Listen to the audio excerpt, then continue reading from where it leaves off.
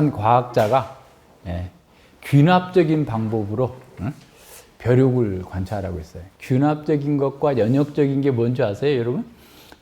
균합적인 연구 방법은 구체적인 사실을 다 연구해가지고 하나의 이론을 만들어내는 게 균합적인 방법이고, 연역적인 방법은 이론에 근거해서 이제 사실을 찾아 나가는 것, 이게 이제 연역적인 방법인데, 과학자니까 구체적인 사실을 가지고 어떤 결론을 내기 위해서 균합적인 방식으로 벼룩을 연구하고 있었어요. 그래서 벼룩을 연구하면서 벼룩이 다리가 몇 개예요? 아마 6개인가 봐요. 그래서 이쪽에 양쪽에 3개씩 달려있나 봐. 그래서 이제 벼룩 다리를 하나 딱 떼내면서 뛰어! 그랬더니 벼룩이 탁 뛰는 거야. 두 번째 다리 또 딱 떼내고 또 뛰어! 그랬더니 또 확 뛰는 거야. 세 번째, 네 번째 뛰어! 했더니 막 때리고 내는데도 확 뛰는 거예요. 5번째까지 떨어졌고 6번째를 딱 뛰고 뛰어! 그랬더니 못 뛰는 거야. 다리가 다 없어졌잖아. 또 뛰어! 막 소리를 고래고래 질렀는데도 못 뛰는 거야. 그래서 과학자가 결론을 내렸어요. 아, 벼룩은 다리를 다 떼내면 청각을 상실하는구나.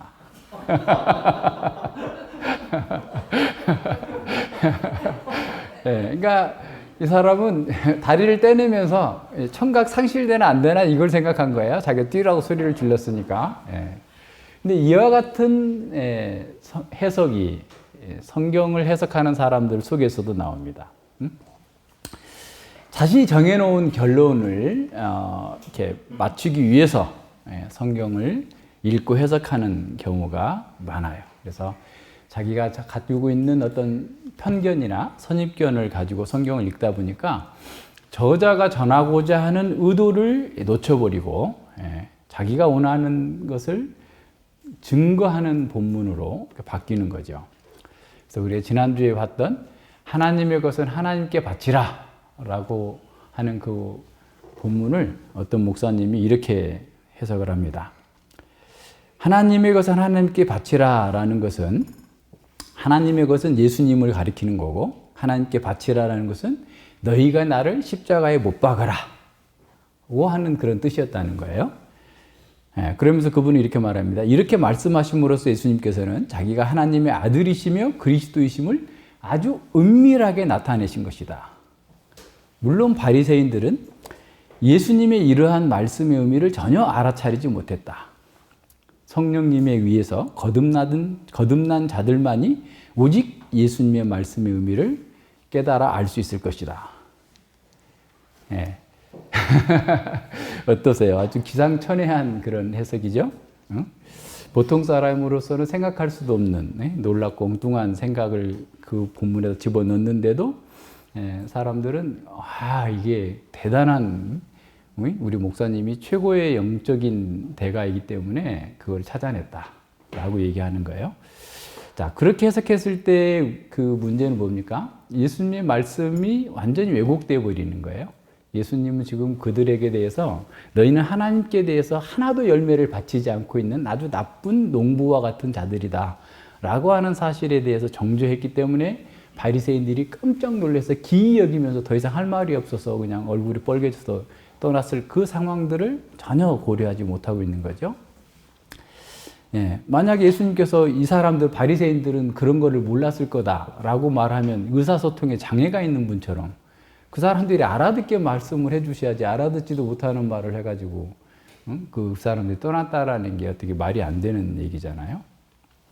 뿐만 아니라 그 무리의 놀람과 바리새인들이 당한 그런 그 패퇴, 수치를 설명해 주지 못하고 있는 거예요. 더군다나 성령님께서 거듭나게 한 사람만이 자신이 그 깨달은 바를 그 받아들일 수 있다라고 주장함으로써 자신의 터무니없는 해석에 성령님의 권위를 덧입혀서 자기가 마치 성령의 사람인 것처럼 이렇게 속이는 거죠. 그러니까 이런 해석과 설교를 계속해서 반복해서 듣다 보면 그 목사가 최고의 목사라고 여기게 되고 또 그 사람이 말한 것은 뭐든지 다 맞다라고 생각하는 거예요. 그리고 그 말씀을 깨달았으니까 자기는 거듭난 사람이다. 실제로 삶의 열매가 없어도 난 거듭난 사람이구나 하면서 스스로 또 교만해지게 만드는 거예요. 이 이단들이 하는 수법이 비슷해요. 이와 같아요. 전혀 말도 안 되는 것을 갖다가 집어넣는 거죠. 그래서 그 목사가 하는 말은 무슨 말이든 다 오류가 없다라고 생각을 하고 그를 맹종하게 됩니다. 그러나 성경 해석의 원칙 중에 가장 중요한 원칙은 뭐냐면 본문에 없는 걸 갖다 집어넣지 말라는 거예요. 본문에 들어있지 않는데 그걸 갖다가 본문에서 자연스럽게 끌어내야지 내 생각을 본문에다 집어넣어가지고 그것이 또 하나님 말씀이라고 주장하게 되면 엄청난 오류가 생기는 거예요. 자신과 공동체를 다 파멸로 이끌 수밖에 없는 거예요. 벼룩 얘기의 그런 것처럼 전혀 엉뚱한 결론을 내게 되기 때문에 원래 저자가 의도했던 그런 의도를 전혀 깨닫지 못하게 되는 거죠. 그래서 이제 자꾸 그런 곳에서 사람들의 어떤 심리가 어떻게 보면 조작당하는 거죠. 누가 말하는 것처럼 정말 가스라이팅 돼가지고 어떤 두려움과 공포 속에서 그 사람이 말한 것에 대해서 그냥 심리적으로 조종당하는 상태로 사람들이 있을 수 있어요. 오늘 본문에 나오는 사두개인들도 비슷합니다. 이상하죠? 바리새인들은 예수님을 공격하는데 성경의 전문가니까 성경으로 이렇게 공격할 줄 알았는데 오히려 그들은 정치적인 어떤 의도를 가지고서 예수님을 공격했다면 사두개인들은 이 사람들은 완전히 세속주의자들이고 정치적인 사람들인데 성경을 가지고 와서 예수님께 이렇게 도전하고 있는 이런 모습들이 보이게 됩니다. 이 사두개인들은 모세 오경만 믿어요. 그러니까 모세 오경만 믿기 때문에 그 모세 오경을 가지고서 자신들이 가지고 있었던 그런 신학적 체계 위에서 그들의 삶을 세워놓고 있는 겁니다. 그래서 모세 오경마저도 피상적으로 해석을 하고 그래서 거짓된 교리를 도출해내고 그 교리에 근거해서 세상 추구적인 삶을 살고 있었던 것이죠. 이런 면에서 어떤 이 사두개인들의 그런 상황들은 하여튼 잘 보면서, 그러니까 사두개인들의 이런 공격을 예수님은 잘 받아주면서 오히려 그것을 가지고 우리에게 성경 해석의 진정한 원리를 가르쳐 주시고 또 한편에서 하나님의 능력과 부활에 대해서 우리에게 가르치는 그런 기회로 삼으신 거예요. 이런 면에서 봅시다. 그래서 이제 성경 해석과 관련된 논쟁 그리고 하나님의 능력과 부활과 관련된 그런 능력들을 같이 보여주는 겁니다. 그래서 사두개인들은 부활이 없다 하는 사람들이에요. 그러니까 이 현세주의자들이고 자유주의자들이에요. 그러니까 신학적인 자유주의자들. 초자연적인 것을 믿지 않아요.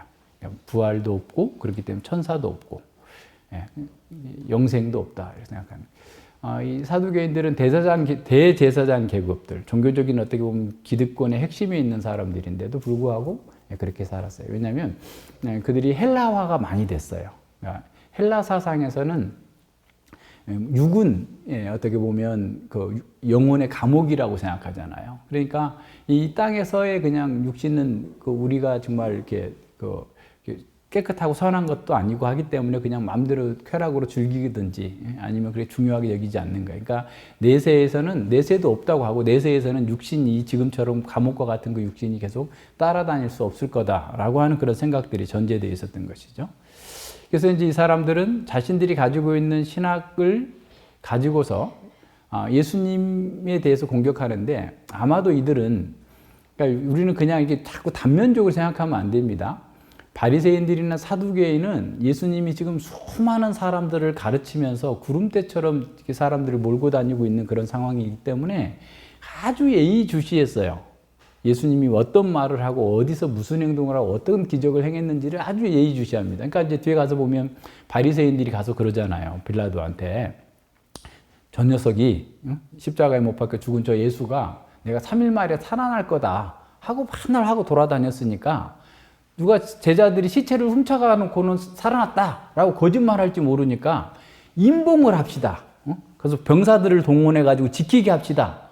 오히려 제자들은 아예 부활할 거라 생각도 안 하고 도망갔는데 바리새인들은 그걸 다 알고서 그 다음 단계까지 하는 사람들이에요. 그러니까 이 사람들은 예수님이 내가 예루살렘에서 고난을 받고 죽고 부활할 거다라는 말을 여러 차례 말씀하신 것을 다 알고 있었던 거예요. 뿐만 아니라 부활이라고 하는 건 자기들이 믿지 않기 때문에 예수님의 그런 거짓된 교리가 자신들의 질문으로 말미암아서 박살나고 예수님의 어떤 신뢰성에 타격을 입히려고 지금 하고 온 거죠. 그러니까 이것은 있을 법한 얘기를 가지고 온 거예요. 그러니까 형사취수자라고 우리 들었잖아요. 수원법. 그게 뭐냐면 우리가 지난번에 그 창세기 38장에서 유다의 아들 엘 오난 셀라가 있었는데 엘이 아주 악행을 해가지고 죽어서 다말이 그 과부로 남았을 때 그 오난에게 그 다음에 셀라에게 줘야 되는데 안 줘가지고 문제가 됐던 그 사건 기억하시죠? 근데 그 사건은 수원법이 나중에 이제 신명기 25장에 기록되어 있는데 형이 죽으면 자식이 없이 죽으면 자식이 있으면 괜찮아요. 형이 죽었는데 자식이 없는 경우에는 그 동생이 그 형수를 취해서 형을 위하여서 이름을 잊게 만들어주는 그 제도예요. 그런데 이제 동생이 그냥 난 못하겠습니다 하면 안 할 수도 있어요. 그래서 룻기에 보면 기업 물을 자가 의무를 이행하지 않고 그래서 장로들 앞에서 그냥 그 뭐 신발로 그냥 이렇게 뺨을 치면서 이렇게 수치를 당하게 만드는 그 과정을 거치면 그 형수를 자기 아내로 받아들이지 않을 수도 있어요. 그러니까 이런 수원법을 이제 예를 들어서, 그러니까 이게 아마 있을 법한 얘기인데 실제 얘기는 아닐 거예요. 근데 이제 7명이 형제가 있었는데 다 그 한 여자하고 이렇게 결혼을 했었는데 다 자식이 없이 죽어버렸다. 그럼 부활할 때 누구의 아내가 되겠느냐? 말도 안 되는 거 아니냐. 그러니까 이건 부활은 있을 수 없는 일이다. 한번 생각 좀 해봐라. 이성적으로. 그리고 모세오경, 자기들이 믿고 있는 모세오경에 부활에 관련된 내용은 하나도 없다. 그러니까 물론 이 뒤에 가면 이사야서나 또 다니엘서라든가 등등의 여러 곳에서 구약 성경 내에서도 부활의 상황, 시편에서도 나오잖아요. 그죠? 그러니까 이제 깰 때 주의 영광을 보리이다. 그 16편, 17편에서도 나타나고. 그러니까 이런 부활에 나타나는 암시하고 있는 구절들에 대해서 이 사람들은 아예 인정을 하지 않기 때문에 모세 오경에 비추어서 보면 이건 말도 안 되는 거고 이성적으로도 말이 안 된다라고 하면서 지금 나온 겁니다. 그래서 사두개인들은 이게 죽음 위에서 죽음 후에 어떤 영혼이 산다 이런 것들은 전혀 말도 안 되는 거다라고 생각하면서 한 거죠. 오히려 그 사람들은 제사장 계급으로서 현재 누리고 있는 그 기득권을 누리는데 더 어떻게 보면 혈안이 돼 있었던 거죠. 그래서 이 사람들은 신학적으로는 자유주의자였지만 정치적으로는 보수주의인 거죠. 왜냐하면 지금 현재의 기득권을 계속해서 유지하기 위해서는 정치적인 변동이나 사회의 변동이 없어야만 되니까 그런 보수적인 그런 입장을 가지고 있었던 겁니다. 그래서 그들은 죽음 이후의 세계가 아니라 지금 현세에서 누리는 것에 더 큰 관심을 갖고 있는 거예요. 그러니까 예를 들어서 이제 바리새인이나 또는 뭐 바리새인 중에도 다 그런 건 아니겠지만 바리새인이나 그 당시 쿰난 공동체 SNF파 같은 경우는 급격한 어떤 메시아가 오셔가지고 세상이 다 변혁될 거라고 하는 진보적 사상을 가지고 있었다고 한다면 이 사람들은 현재 누리고 있는 그 기득권을 충실히 누리기를 바랐던 그런 사람들입니다. 그래서 예수님께서도 사두개인의 누룩을 주의하라 라고 말씀하신 이유가 뭐냐면 현재 세속주의적인 관점에서 모든 것들을 바라보면 그러니까 영적인 관점을 놓쳐버리게 되고 계속해서 눈앞에 보이는 것만 보다가 장차 오는 그 심판을 이렇게 맞게 될 것이기 때문에 그걸 얘기하신 거죠. 그래서 사두개인들은 예수님의 주장이 틀렸고 그들의 주장이 성경적이고 더 이성적으로도 합리적이다라고 하면서 질문한 거죠. 그래서 이제 이런 그 수원법 속에서 그러니까 만약에 부활한다면 이게 어떻게 말이 되느냐라고 하는 거죠. 그러니까 사두개인들은 부활 때도 현재의 결혼 관계나 어떤 몸이나 상태가 동일할 거다라고 하는 전제하에서 이와 같은 질문을 한 거죠. 그러니까 현재 일어난 대로 한다면 정말 이상한 거 아니에요. 현세에 다 죽었는데 가서 부활해서 보니까 한 여자와 7의 형제들이 결혼 생활 한다라는 건 말이 안 되는 거잖아요. 근데 진짜 그런 데가 있더라고요. 중국의 어떤 오지 보니까 세계 테마기행에 나왔는데 한 여자를 형제가 같이 공유하고 있는 그래서 모계 사회를 공유하고 있는 그런 데가 지금도 있어요. 그건 아주 미개한 지역이니까 지금 뭐 계명천지에도 그런 일이 있는데 이 사람들은 지금 문명인이에요. 2000년 전에 유대인들은 하나님의 말씀을 가지고 있는 율법을 가지고 있는 사람들이라고. 어쨌든 그래서 이 사람들은 도무지 말도 안 되는 거다라고 얘기하는 거죠. 그러니까 현재 일어나고 있는 그 일에 비추어서 본다면 이 부활한다라는 것은 말도 안 되는 거다라는 것을 보여주고자 하는 것이죠.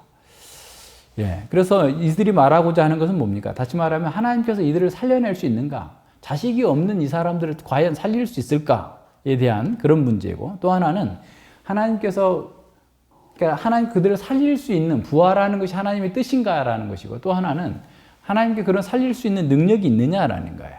그래서 사두개인들은 어떻게 보면 그 사두개인의 질문을 두 가지 이슈로 볼 수 있는데, 하나는 해석학적인 이슈인 거죠. 다시 말하면 부활은 우리가 믿는 모세오경의 근거에서 보면 말도 안 되는 거다. 지지받지 없다. 성경적 지지를 받을 수 없는 거다라는 거고, 두 번째는 신학적인 이슈인데 하나님께서 그 죽어버린 남자를 살리지 않고 또 살릴 수 없을 것이기 때문에 부활할 수 없다. 그럴 거면 차라리 그냥 그 자식을 통해서 계속해서 자식이 이루어지게 할 거지, 그냥 죽게 하고 다 죽게 하고 아무 자식도 없는데 그 사람을 부활하겠느냐. 그건 맞지 않다라는 거죠. 그래서 예수님이 이 사두개인의 질문의 의도를 정확하게 파악하고 그 질문을 통해서 제대로 가르쳐 줍니다. 하나님 나라의 극치 상태에 대한 적극적인 가르침을 주시는 거죠. 먼저 예수님은 너희가 성경도 하나님의 능력도 알지 못하는 것을 오해하였다라고 선언합니다. 그러니까 성경을 가지고 그리고 하나님의 능력이라고 하는 그 이슈를 중심으로, 그러니까 성경 해석과 하나님의 능력이라고 하는 그 신학적 이슈를 중심으로 그들에게 답변하고 있는데, 그들이 오해하였다라는 말은 뭐냐면 헤매다라는, 방황하다라는 말이에요. 그러니까 사두개인들은 성경 해석에 잘못된 길로 들어가서 헤매고 있는 상태다라는 거죠. 그러니까 모세오경만을 권위 있는 성경으로 인정하기 때문에 누구보다도 그들은 모세오경을 다 외우고 있는 사람이라고 생각해야 돼요. 왜냐하면 모세오경은 다 제사법이잖아요. 거의 관련해서. 그러니까 이 사람들은 모세오경을 다 외울 정도로 삶을 살고 있지만 실제로는 지금 헤매고 있다라는 겁니다. 예수님께서 모세오경만이라도 그들이 제대로 이해했다면 부활이 있다라는 것을 알게 되었을 것이다라고 말씀합니다.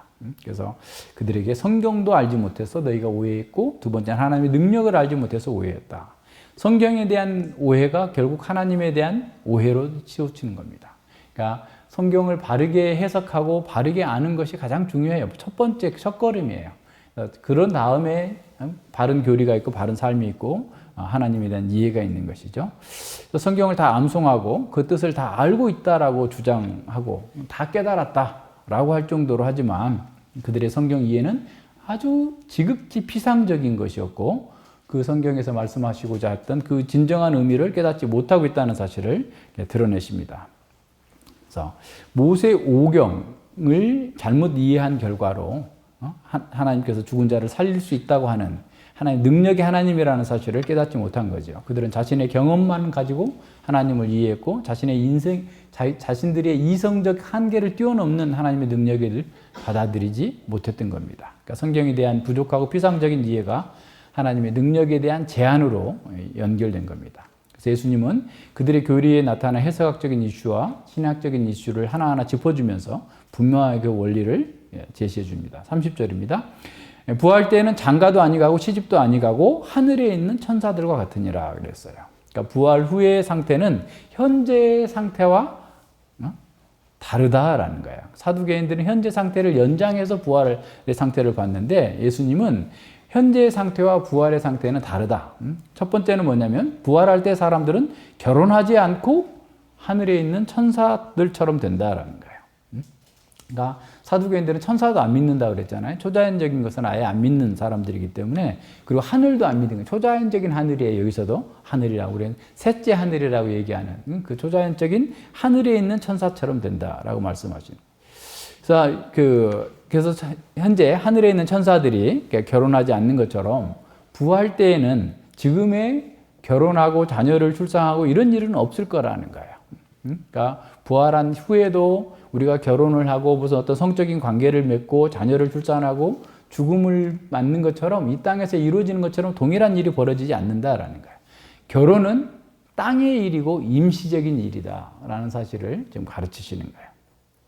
그래서 부활한 사람은 이 땅에 살았던 사람과 동일 인물이라는 면에서 연속성을 갖고 있어요. 하지만 부활한 몸은 썩지 않는 몸으로 천상적인 존재로 변화될 것이기 때문에 그 사람의 실존 자체는 완전히 달라질 거다라고 하는 것을 가르치시는 겁니다. 여기서 불연속성이 있어요.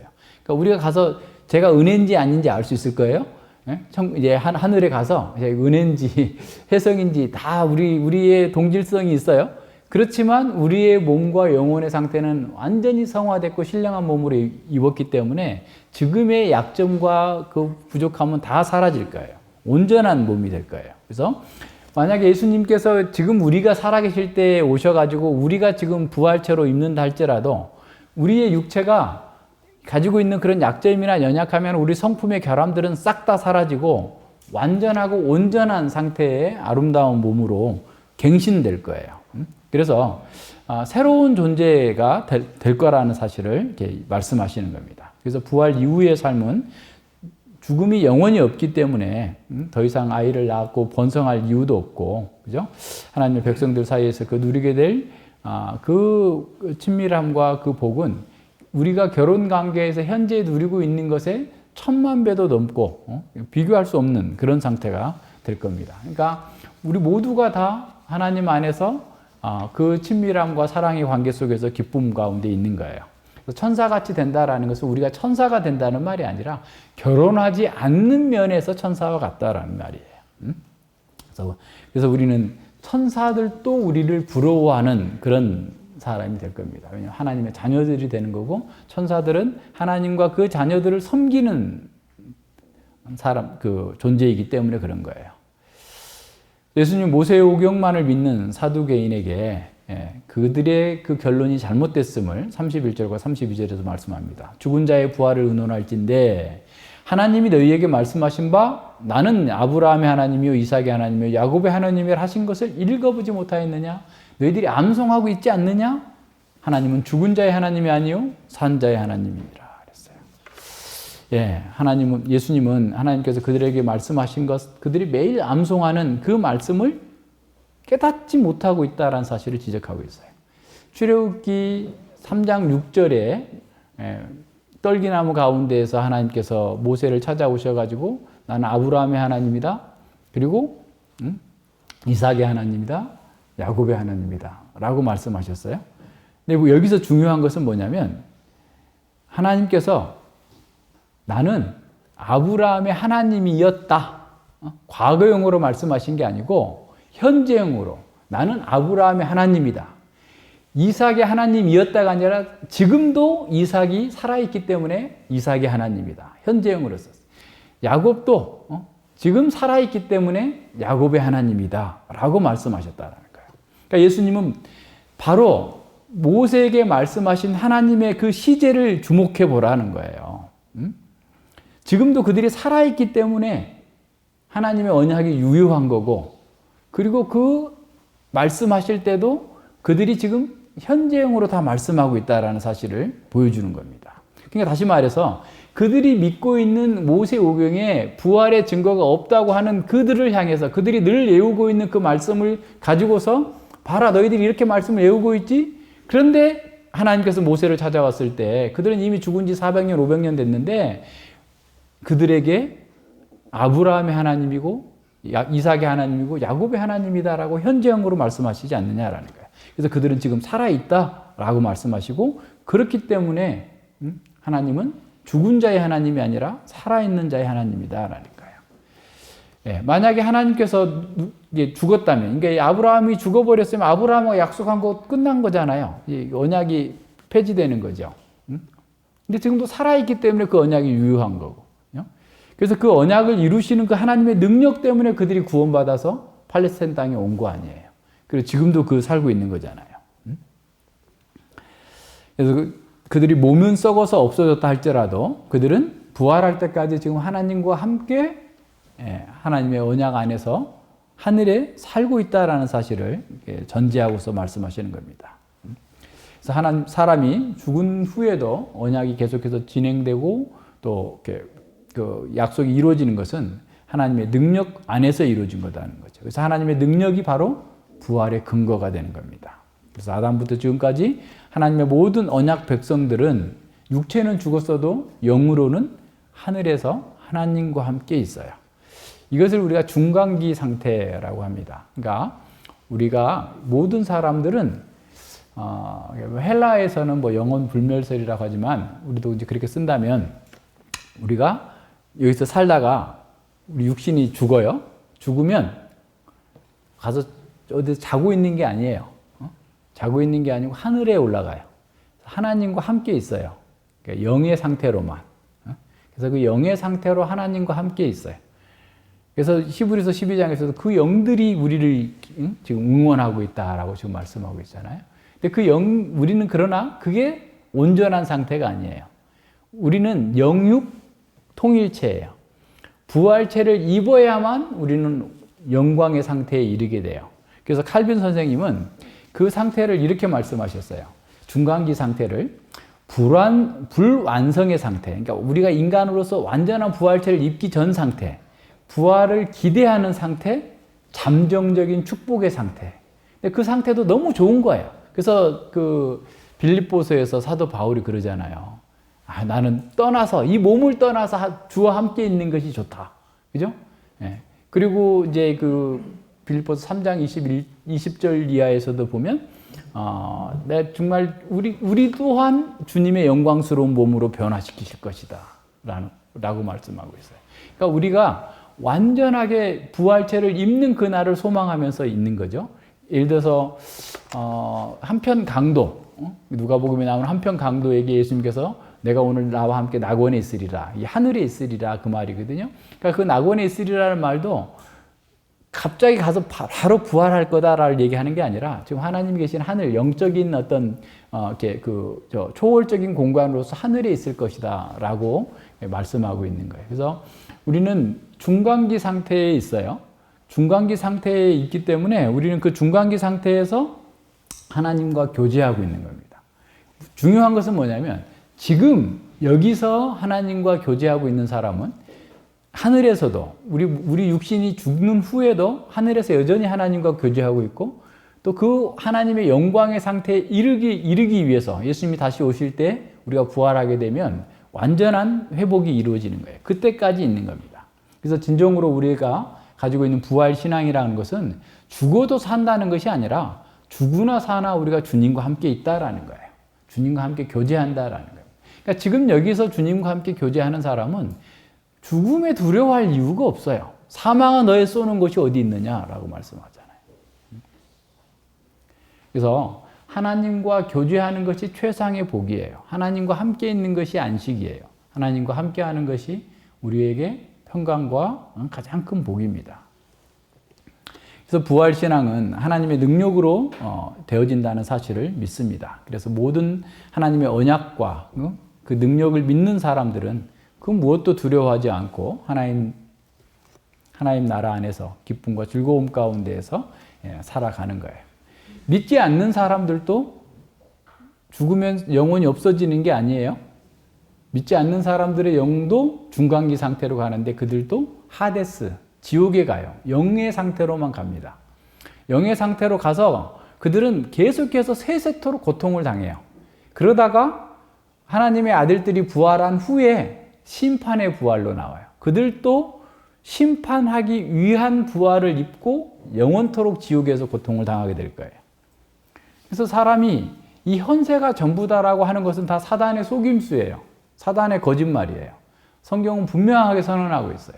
모든 사람은 다 심판대 앞에 서게 될 것이다. 부활할 것이다. 라고 선언하고 있어요. 그러니까 이러한 부활의 신앙들은 하나님의 능력과 은혜를 잘 믿고 따라 살아야 돼요. 그렇지 않으면 계속해서 딴 생각하게 되는 거죠. 그래서 우리가 어떻게 존재하느냐가 중요한 게 아니에요.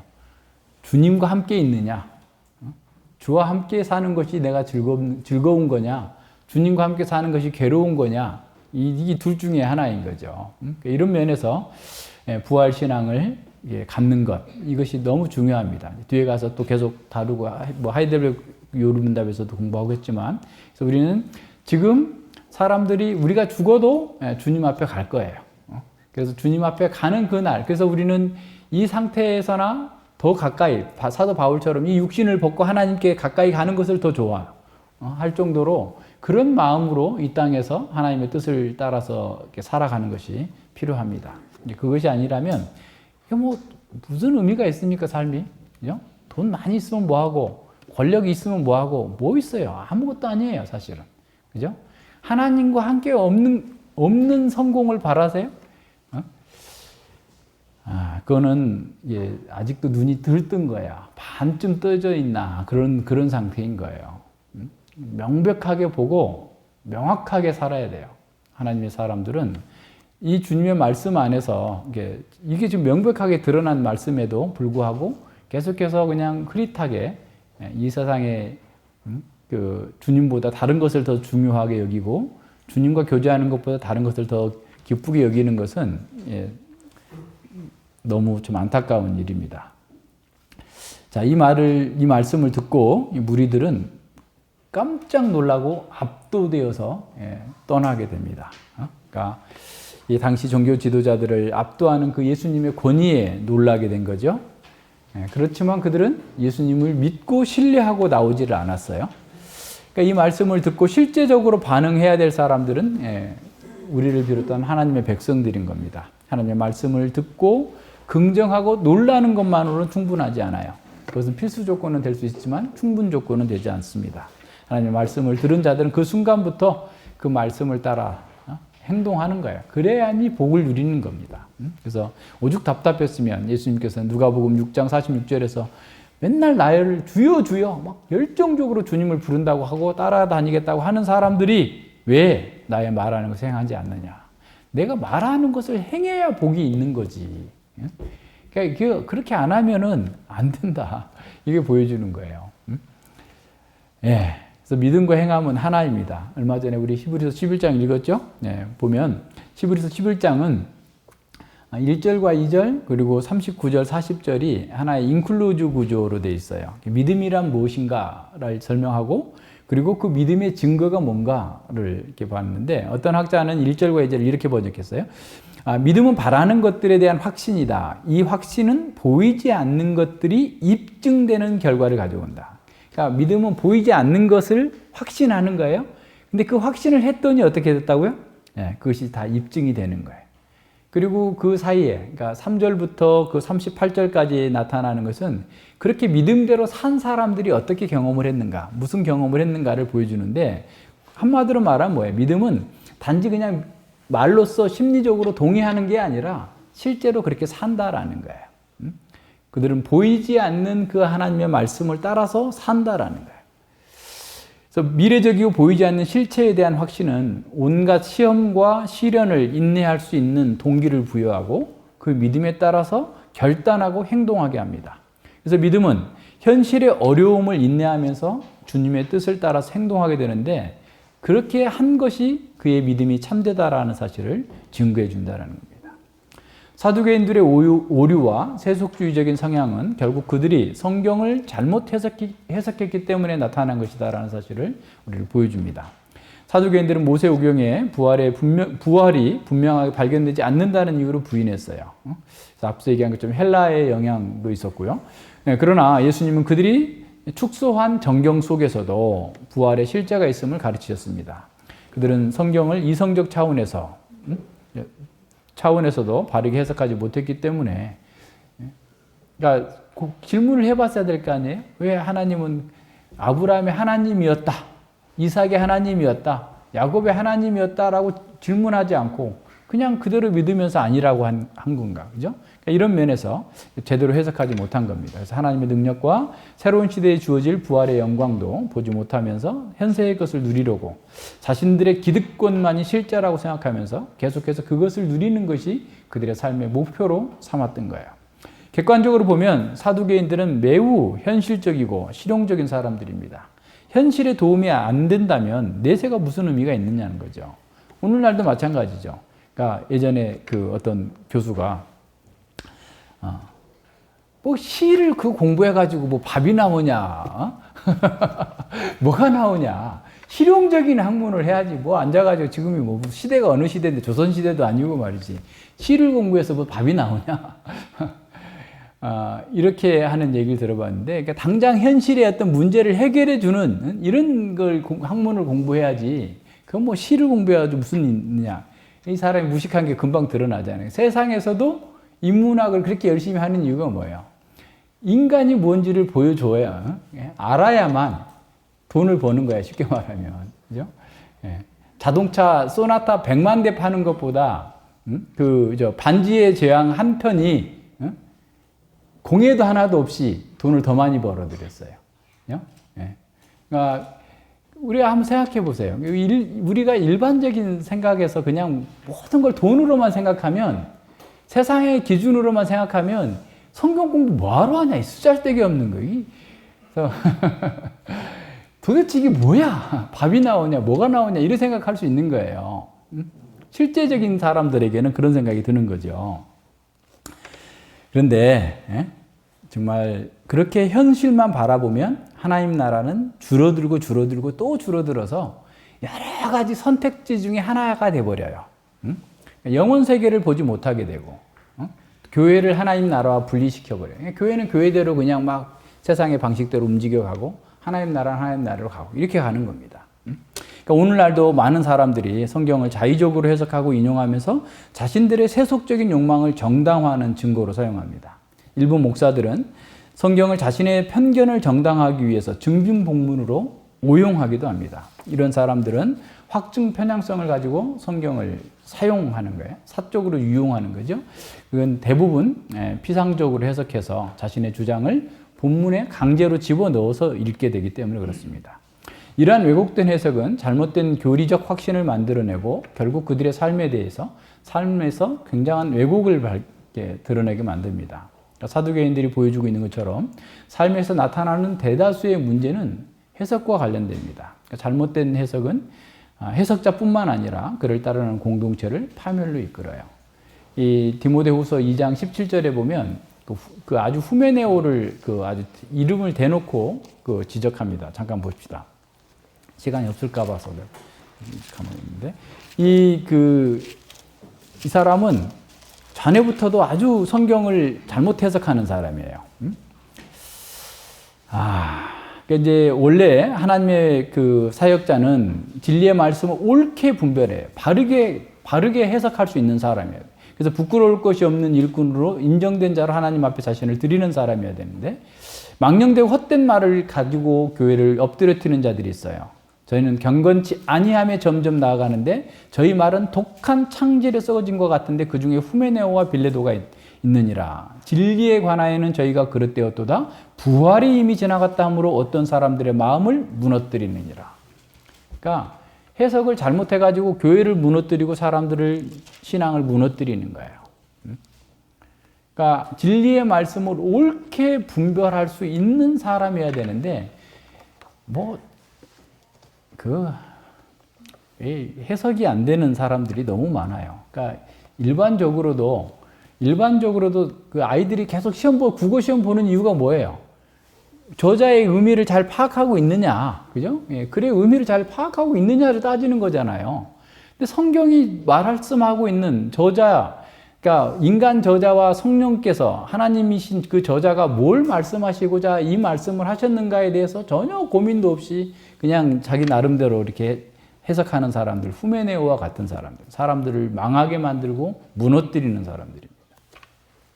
그래서 비비 워필드라고 하는 미국의 신학자는 성경의 의미가 성경이다라고 말씀하셨어요. 이게 무슨 말이냐면 성경 자체가 하나님의 말씀이 아니라 성경에서 하나님의 말씀을 해석돼서 그 의미가 어떤 것이었을 때 하나님의 말씀이 된다는 거예요. 그냥 아무거나 집어다 넣으면 시편을 집어넣고 아무나 거기다가 그냥 예수님이라고 집어넣으면 그게 하나님의 말씀이 되는 게 아니고 그 시편의 문화적, 역사적, 신학적, 문맥적 정황 속에서 그 저자가 전달하고자 하는 말을 분명하게 알고 성령께서 그 가운데서 독자들에게 우리에게 전달하고자 하는 그 의미가 그것이 하나님의 말씀으로 우리에게 주어진다는 말씀입니다. 그러니까 성경의 진정한 의미를 이해하지 못하고서는 성경을 삶에서 바르게 적용할 수 없다는 말씀입니다. 성경은 마술처럼 사람들에게 어떤 확신과 능력을 주는 것이 아니라 적절한 해석을 통해서 그 진정한 의미가 드러날 때 비로소 하나님의 능력을 맛보게 됩니다. 따라서 성경 해석의 바른 원리를 알고 적용할 수 있는 능력이 우리 모두에게 필요합니다. 성경 해석자들은 성경을 정확하게 해석해야 되고 성경은 하나님 말씀이기 때문에 최선을 다해서 신실하게 다루지 않으면 안 돼요. 그래서 성경 해석의 목적은 첫 번째로 바른 관찰과 이해를 통해서 교리를 찾아내고 그 교리를 적용하기 위함이에요. 그러니까 뭘 말씀하시고자 하는가를 잘 찾아내야 돼요. 바르게 관찰해야 됩니다. 두 번째로 하나님과 이웃에 대한 사랑의 원리를 터득하고 그것을 실천하기 위한 거예요.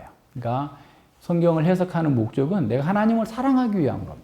이웃을 사랑하기 위한 방법을 아는 거예요. 배우는 거예요. 그래서 최선의 성경 공부는 단지 본문과의 만남이 아니라 인격적인 하나님과의 만남이에요. 그러니까 하나님의 말씀을 통해서 하나님을 만나야 되는 거죠. 셋째로 성도로서 바른 신앙과 삶의 일치를 위해서입니다. 그러니까 우리가 믿는 바를 살기 위해서, 물론 그게 완벽하게 일치될 수 없어요. 그러나 계속해서 그 일치를 위해서 해석하고 공부하는 겁니다. 그래서 해석이 잘못되면 교리가 잘못되고 그 잘못된 교리 때문에 삶 또한 왜곡될 수밖에 없습니다. 마지막으로 하나님의 백성으로서의 사명을 자각하고 이 땅에 있는 교회가 소금과 빛으로서의 선한 영향력을 발휘하면서 선교하기 위해서 성경은 바르게 해석되어야 돼요. 그래서 우리 공동체의 해석은 교회사 가운데에서 한 번 더 검증이 돼야 되고 또 이런 해석과 검증이 우리에게 바르게 우리의 목표를 바르게 지향하고 있는가, 바른 교리로 바른 삶을 살도록 하는가, 하나님과 이웃을 사랑하도록 하는가, 하나님을 만나도록 하는가, 그리고 우리의 삶과 고백이 일치하고 있는가, 그리고 선한 영향력을 통해서 빛과 소금의 역할을 함으로써 선교적인 삶을 살고 있는가, 우리 스스로를 점검해 봐야 됩니다. 사두개인들은 모세오경을 믿었고 또 외우면서도 하나님의 능력을 알지 못했습니다. 그들은 만약 하나님의 창조를 믿었다면 생명을 살리시는 하나님의 능력을 믿지 못할 이유가 없었을 거예요. 창조의 하나님만 믿었다 하더라도 왜 이걸 못 믿습니까? 말이 안 되는 거잖아요. 그죠?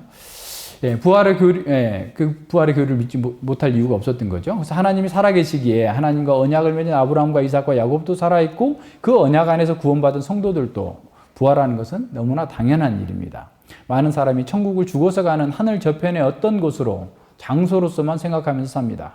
그래서 이 땅에서 하나님의 통치를 받아야 한다는 생각은 전혀 하지 못하는 거예요. 그들은 천국행 입자권을 확보해 놨기 때문에 사두개인들처럼 이 땅에서 세상을 즐기면서 사는 것이 이 생의 목표가 된 거예요. 또는 심지어는 그것이 구원의 복이다. 돈 잘 버니까 하나님께 복 받아가지고 구원의 증거다라고 생각하는 거죠. 기복주의자들처럼. 그런 사람들은 하나님의 능력보다 세상과 돈의 능력을 의지하면서 그것이 죄라고도 생각하지 않습니다. 시편 52편에서 시인은 이런 사람들을 악인이라고 말합니다.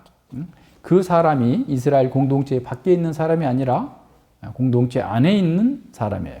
그래서 자기 악한 계획을 자랑하고 신실한 형제들을 공격하고 말로 공격하고 선보다 악을 사랑하는 자들이라고 선언합니다. 그럼에도 불구하고 시인은 그들에게 주눅들지 않아요. 오히려 하나님께서 그들을 영원히 멸하실 것을 선언하면서 의인들은 그들의 형통을 부러워하는 것이 아니라 오히려 그들을 비웃게 될 것이다 라고 선언합니다. 7절에서 이 사람은 하나님으로 자기 힘을 삼지 않고 오직 그 재물의 풍부함을 의지하며 제 악으로 스스로 든든케 하던 자라 하리로다. 그러니까 그 사람이 결국 멸망하는 것을 보고 우리는 그렇게 말할 수 있을 거라는 거예요. 아브라함 품에 있던 나사로가 매일 잔치했고 연회했던 그 부자를 바라보면서 아마 이렇게 말하지 않았을까 싶어요. 하나님의 능력을 믿지 못하기 때문에 사람들은 자기 지혜로 자기 인생을 개척하려고 합니다. 하이델베르그 요리문답 26문답에서 이렇게 말씀합니다. 당신이 나는 전능하신 하나님, 하늘과 땅의 창조주를 믿습니다라고 고백할 때 당신이 믿는 것은 무엇입니까? 답.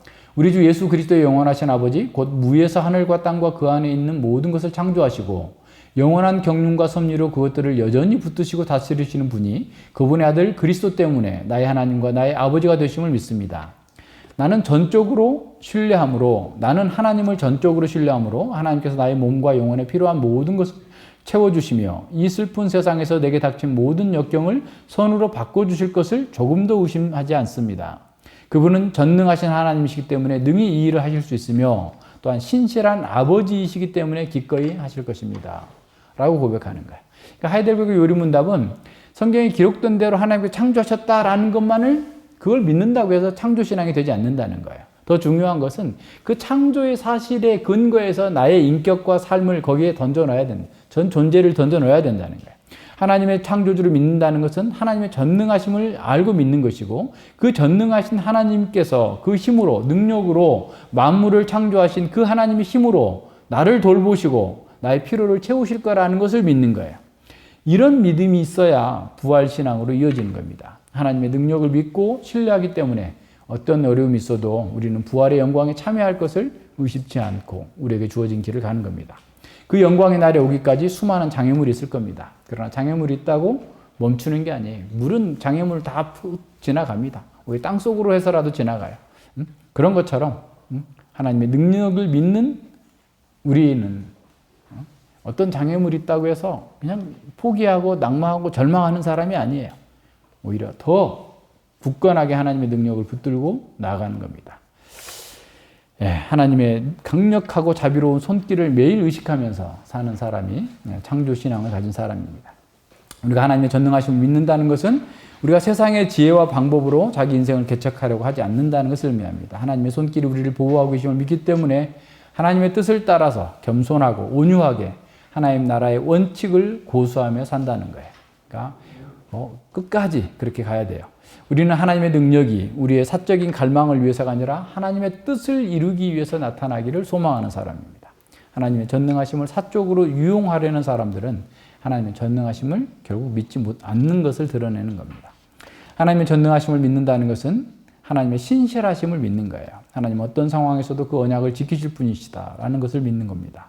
하나님은 전적으로 신실한 분이기 때문에 그 언약이 완전하게 성취를 이룰 것을 믿는 겁니다. 하나님의 언약은 우리의 죽음으로도 상실되지 않습니다. 우리의 육신의 죽음은 우리의 성화를 완성해 주는 거예요.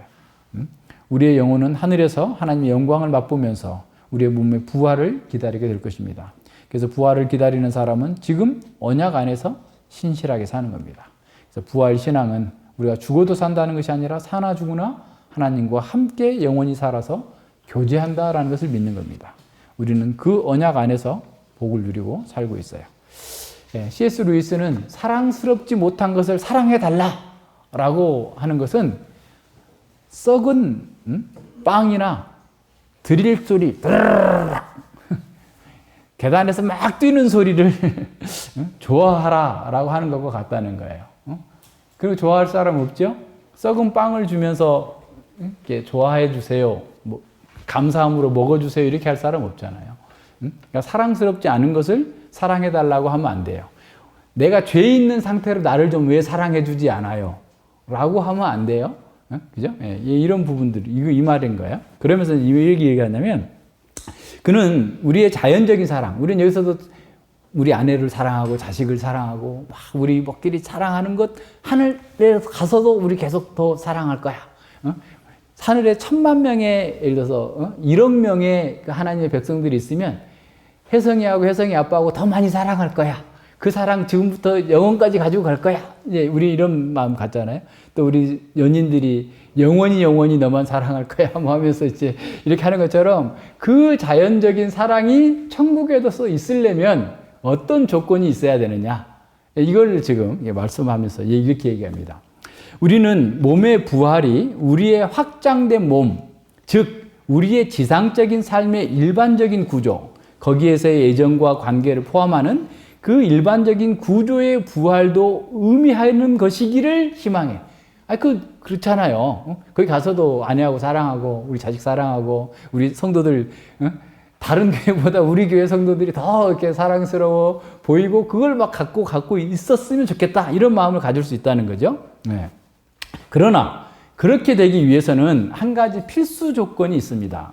이는 하나님이 자의적으로 설정하신 조건이 아니라 천국의 특성 그 자체에 필연적으로 내재되어야 될 조건으로 바로 천국적인 것이 되지 않고서는 그 무엇도 천국에 들어갈 수 없다는 거예요. 이 무슨 말인지 알겠어요? 우리가 천국에 가지고 가고 싶은 거 있다면 그것은 천국적인 것이어야 돼. 그 뒤에 바로 나와요.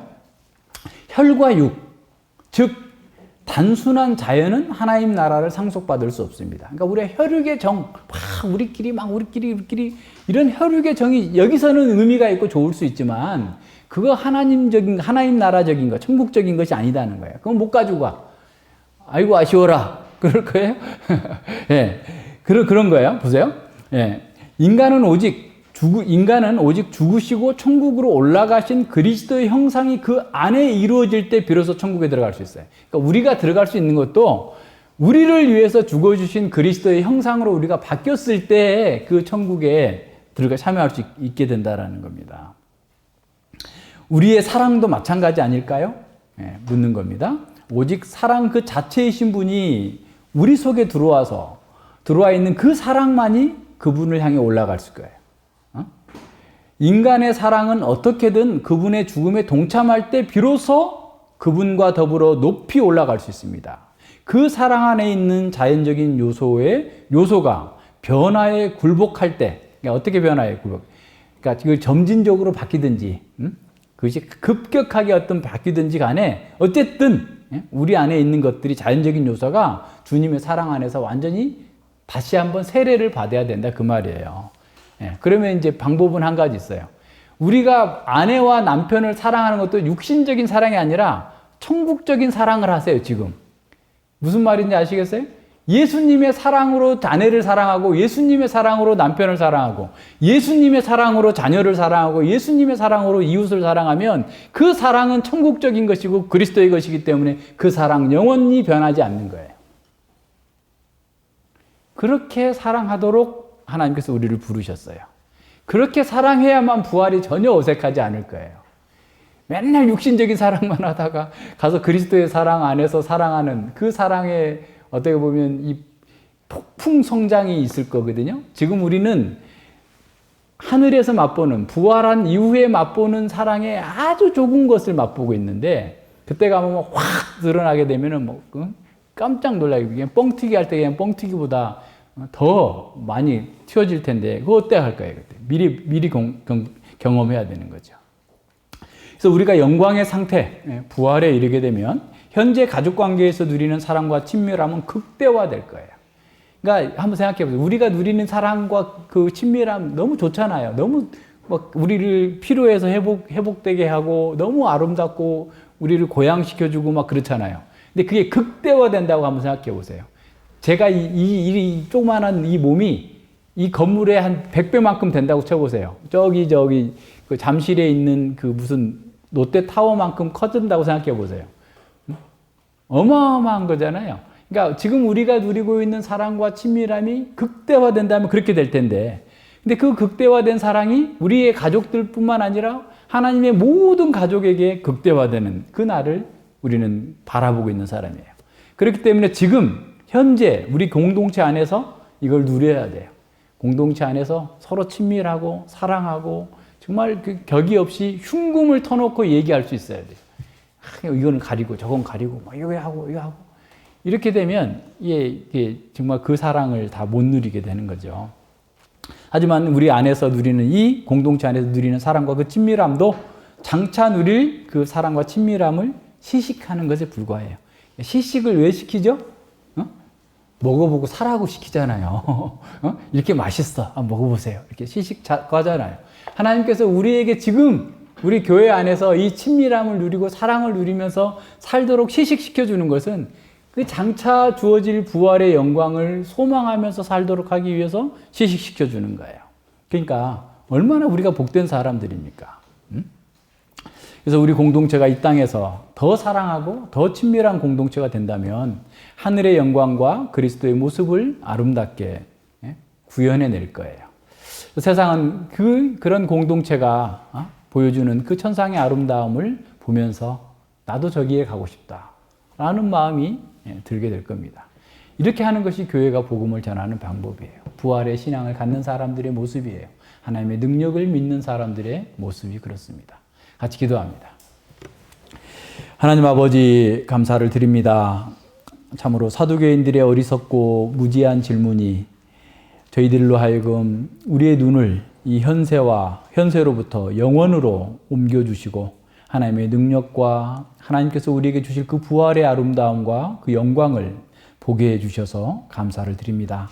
주님께서 이것을 주시기 위해서 이 땅에 오셔서 말도 안 되는 사람들에게 온갖 고난과 조롱과 도전과 시험을 받고 고난을 당해서 결국 십자가에 못 박혀 죽으셨으나 이 부활의 첫 열매로 주께서 먼저 일어나시고 저희들에게 이 영광스러운 복된 부활을 주시기 위해서 지금도 하늘에서 저희를 통치하시며 저희들이 끝까지 믿음으로 인내하면서 신실하게 살도록 격려해 주시고 말씀을 주셔서 진실로 감사를 드립니다. 저희가 이 큰 은혜를 받은 자들답게 참으로 모든 삶 속에서 범사에 주님의 부활을 기억하면서 우리의 부활을 기대하면서 날마다 주님의 뜻에 따라서 순종해 나가는 거룩한 백성으로 성장해 갈 수 있도록 함께하여 주시옵소서. 감사드리며 예수님 이름으로 기도드립니다. 아멘.